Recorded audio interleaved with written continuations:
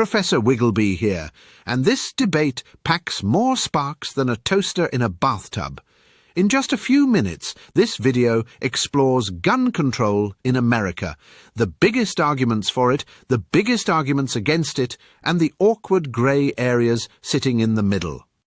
This quick tour keeps one foot in solid facts and the other on a banana peel, showing the strongest points on both sides without handing you an answer. The goal is clear thinking, a few laughs, and a fair look at the debate, so let's take a closer look. First, guns in America sit in two very different frames at once, constitutional right and everyday object. One person sees family tradition, sport, or self-defense. Another sees risk the moment a weapon enters the room. Same object, wildly different emotional weather. That clash powers the whole debate. The debate lasts because the harms vary, and the country varies too. City neighbourhoods, rural towns, hunters, collectors, police and families with someone in crisis all face different risks. When one rule feels sensible in one place and intrusive somewhere else, compromise starts wobbling like jelly on skates. Supporters of stricter laws argue that friction saves lives. Background checks can block some prohibited buyers, and waiting periods may create time between anger and action. The basic idea is simple. Make dangerous access harder without banning every lawful owner, like adding brakes instead of removing the car.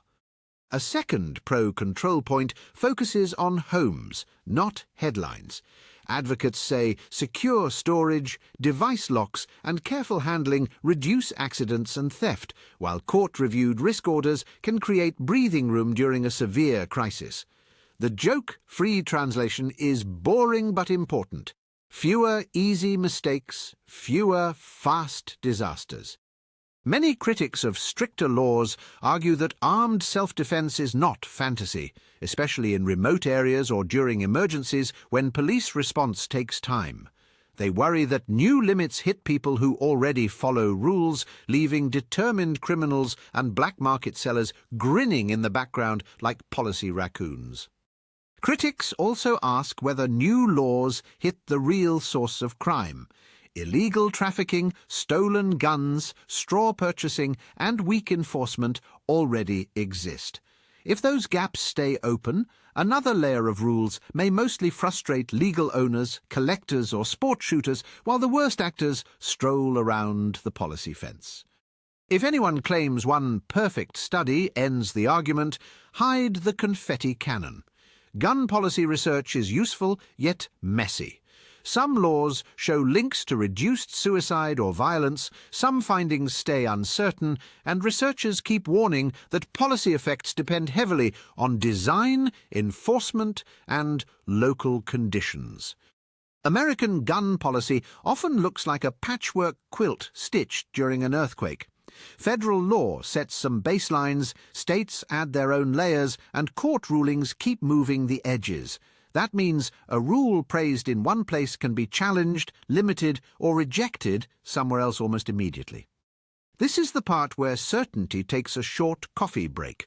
Smart people ask whether a rule addresses suicide, homicide, accidents, or illegal trafficking, because those are not identical problems. They also ask about fairness, cost, enforceability, and rights. Serious thinking rarely fits on a bumper sticker. And that lands us here.